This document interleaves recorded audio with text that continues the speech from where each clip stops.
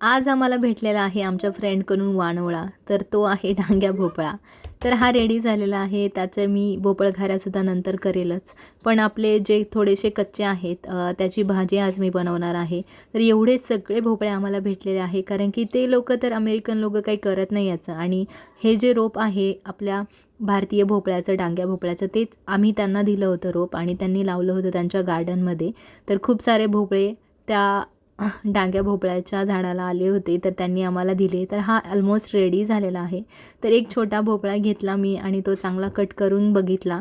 तो आतमध्ये थोडासा कोवळाच होता. त्याचा कट करून घेतला आणि त्याची भाजी तयार करायला घेतली.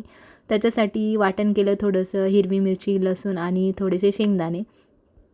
तर मी आता मोहरीचं तेल टाकलं, त्याच्यानंतर थोडंसं जिरं, मोहरी आणि लसूण आणि जे वाटण मी तयार केलेलं होतं ते चांगलं तेलामध्ये परतून घेतलं. त्यानंतर भोपळा टाकला, थोडीशी हळद टाकली, चवीनुसार मीठ टाकलं आणि थोडंसं पाणी टाकून 15-20 मिनटं शिजायला ठेवून दिला. भोपळा लवकर शिजतो, पण हा थोडासा वेळ लावत होता शिजण्यासाठी. मस्त आपला भोपळा शिजला आणि छान कोथिंबीर टाकली. तर या भोपळा खायला तुम्हाला कुणाला आवडत असेल तर व्हिडिओ आवडल्यास लाईक करा.